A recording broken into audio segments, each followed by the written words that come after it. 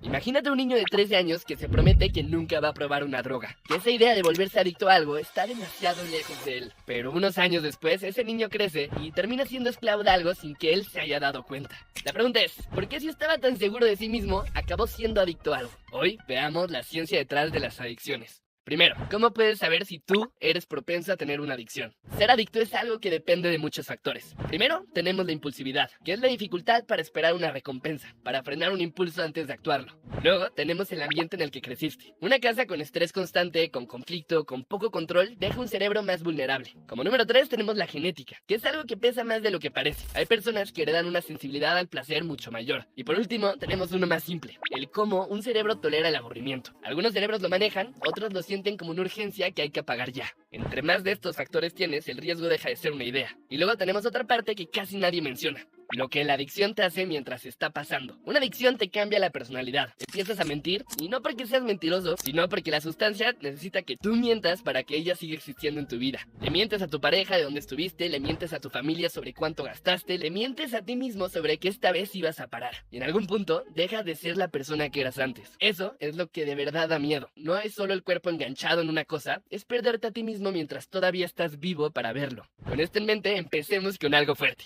Los opioides. Primero, ¿cuánto te tardas en volverte adicto? Para esta sustancia solo necesitas 5 días. Eso es lo que tarda el cerebro en empezar a generar dependencia física con uso continuo de opioides. No meses. 5 días tomando lo que un médico te recetó o lo que te recetaste tú mismo en la calle. Aquí, ¿qué tipo de personas caen más fácil? Normalmente es la gente que carga ansiedad o depresión sin diagnosticar, porque el opioide no solo apaga el dolor del cuerpo, sino que también apaga el dolor emocional. También, quienes tienen dolor crónico y por lo tanto un acceso constante a una farmacia, y finalmente los que tienen un familiar cercano que ya pasó por esto, porque la sensibilidad de estos receptores se hereda como el color de los ojos. ¿Qué te hace esta adicción a corto y largo plazo? A corto plazo todo desaparece, todo es felicidad, se va el dolor físico, el estrés, esa tensión que cargabas en el pecho sin notarla. Por unas horas nada pesa, y ahí está la trampa. Tu cerebro va a recordar exactamente cómo se sintió eso, y empieza a reducir la cantidad de receptores que responden a la sustancia. Lo que ayer te alivió, hoy ya no le alcanza, y entonces empiezas a subir la dosis día tras día. Hasta que ya no estás buscando sentirte bien, sino estás buscando simplemente no sentirte mal. El sistema digestivo empieza a colapsar, la respiración se vuelve superficial y cada dosis es una apuesta porque nunca sabes con exactitud qué tan pura está la pastilla que compraste en la calle cuando la receta del médico ya se acabó. ¿Cuánto te tardas en dejarlo y cómo se siente? El cuerpo tarda entre 5 y 10 días en pasar lo peor de la abstinencia física. Sudor frío, dolor muscular como si te hubiera atropellado un camión, náuseas, insomnio que no se va ni con cansancio extremo. La mente tarda mucho más, meses, a veces años. Es como vivir con una señal automática que te dice, esto te haría sentir mejor en este segundo. Y la persona que un día se prometió que nunca caería en esto, ahora pasa sus días resistiendo un impulso que empezó con una receta firmada por alguien que solo quería ayudarla con el dolor. Pero hay otra adicción igual de poderosa que no necesita ninguna sustancia para destruirte.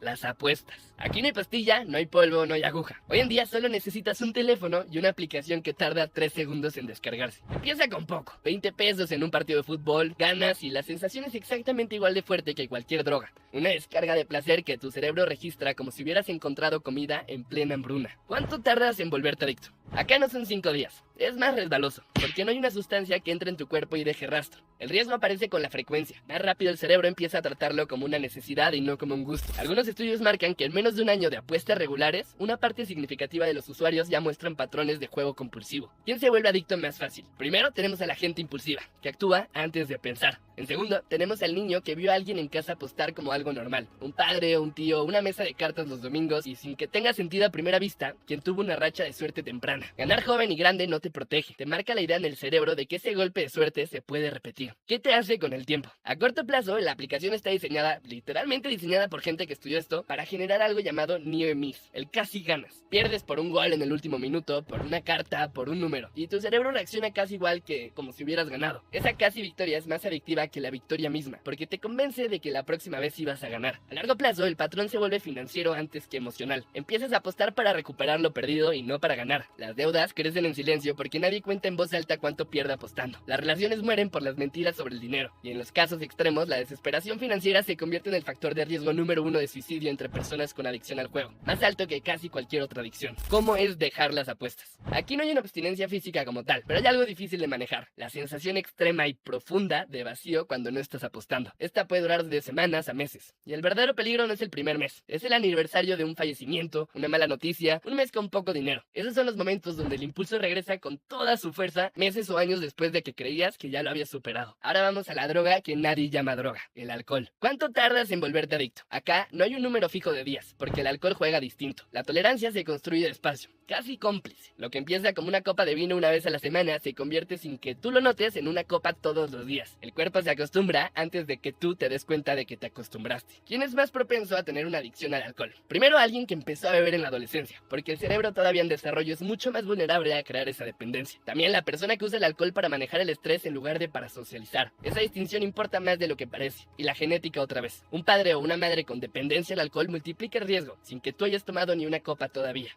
Esta adicción a corto plazo te relaja, te desinhibe, apaga la ansiedad social. Por eso funciona también como excusa. Es solo para soltarme un poco. A largo plazo el daño es silencioso y extendido. Primero, físicamente el hígado empieza a cicatrizar. Eso es la cirrosis, y es irreversible una vez que avanza lo suficiente. Luego el cerebro pierde volumen en zonas relacionadas con la memoria. El corazón se empieza a debilitar y la dependencia física se vuelve real. El cuerpo necesita alcohol para funcionar con normalidad, no para divertirse. Ahora, ¿cuánto tardas en dejarlo y cómo se siente? Esta es la parte que sorprende casi a todos. El alcohol es una de las pocas adicciones donde la abstinencia puede matarte. En casos de dependencia severa, dejarlo de golpe puede provocar convulsiones y en los casos más graves, delirium tremens, un estado de confusión severa con alucinaciones que requiere atención médica inmediata. Los primeros 3 a 7 días son los más peligrosos físicamente. Después de eso, la dependencia psicológica puede tardar meses en aflojar, sobre todo porque el alcohol está en todas partes, en cada celebración, en cada mesa, prácticamente en cada lugar. Ahora, las adicciones más raras. Está claro que no todo lo que engancha el cerebro es una droga. Algunas de las adicciones más extrañas no tienen nada que ver con sustancias, y por eso casi nadie las ve venir. Existe la adicción a tirarse de los pelos. Se llama tricotilomanía. El impulso de arrancarte el pelo, las pestañas o las cejas, una y otra vez hasta dejar zonas visibles sin pelo. Lo hacen porque genera el mismo ciclo de tensión-alivio que cualquier otra adicción. Existe también la adicción a comer hielo. Se llama pagofagia. Y suena inofensivo hasta que te enteras de que en muchos casos está ligada a deficiencia de hierro. El cuerpo, sin que la persona entienda, busca compulsivamente algo que ni siquiera resuelve el problema real.